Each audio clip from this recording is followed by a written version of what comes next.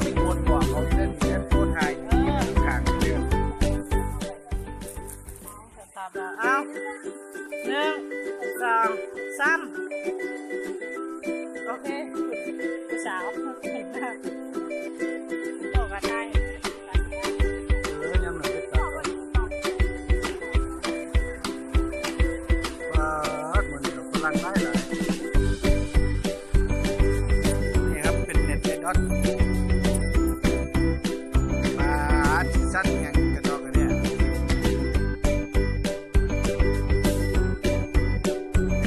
เอามาเบิ่ง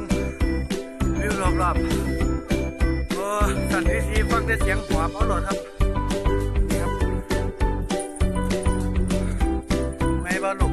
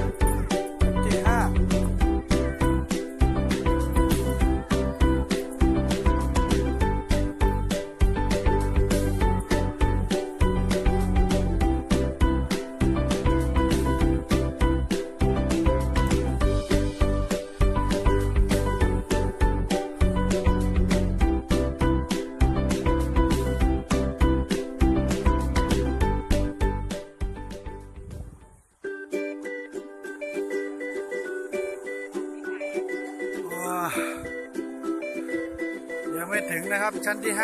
5ติดตามชมกันต่อไป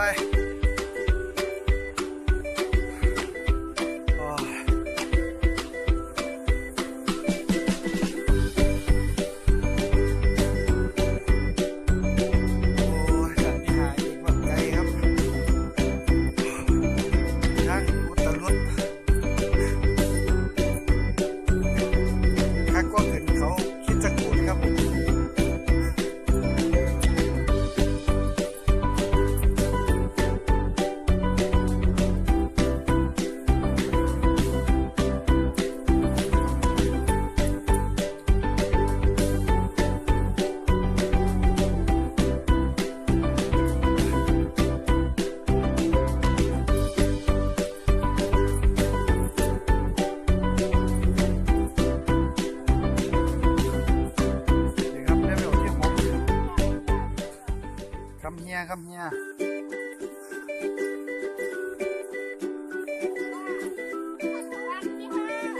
เนี่ยครับชั้นที่5ไม่ลง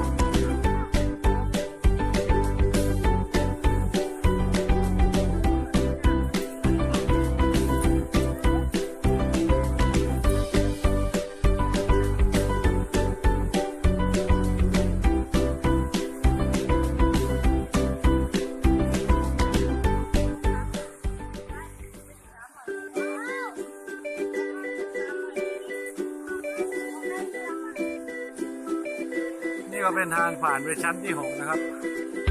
ใกล้จะถึงจุดหมายแล้วครับ ติดตามชมกันต่อไปถึงแล้ว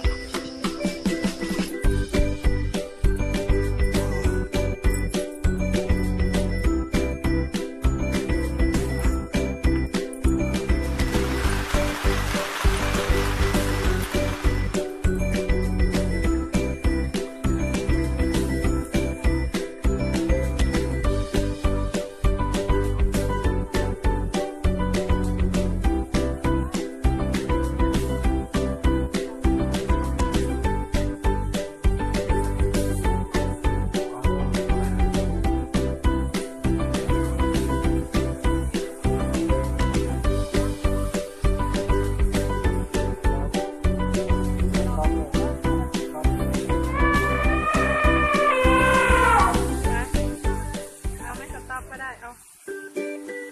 มีมาดามด้วยข้างหลังไปเสร็จแล้ว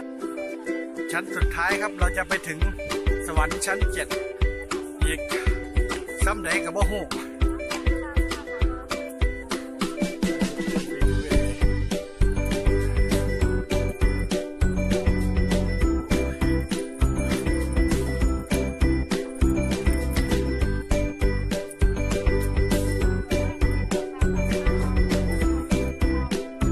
เราครับสมบุกสมบันขึ้นมา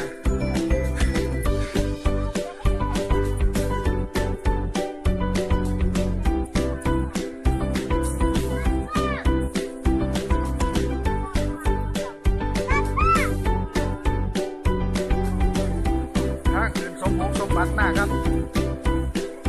ใหญ่พอถึงนี่หามา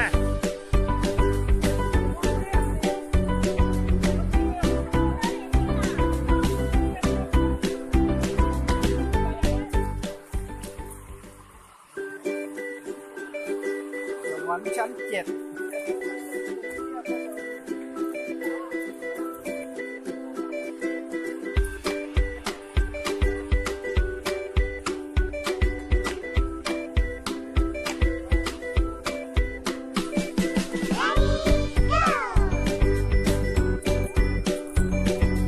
ให้สมบุกสมบันขึ้นมาอย่างนี้ครับใหญ่พอถึงนี่หามา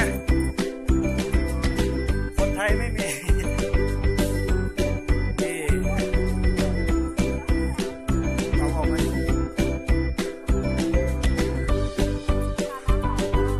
น้ำไม่มีครับต้องมาปล่อยน้ำในหน้าหนองครับแมว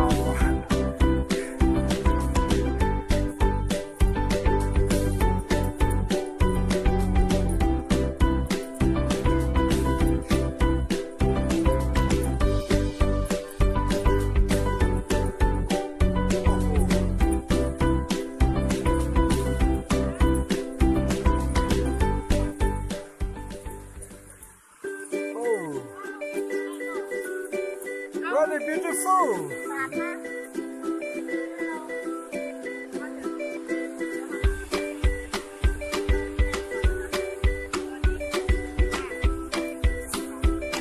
ขอเก็บ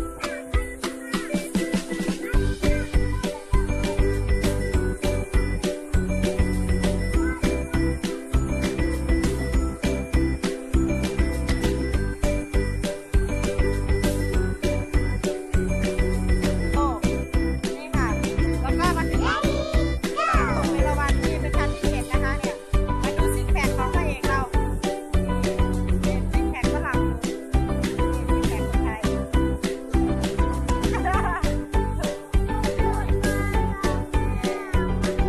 พ่อจ๋าครับนี่เราไปดูฝั่งนี้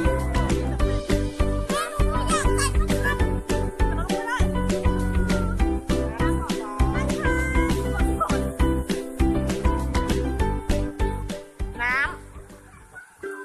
เดี๋ยวนี้เราก็มาดู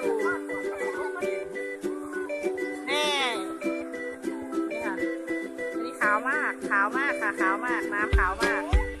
น้ำขาวมาก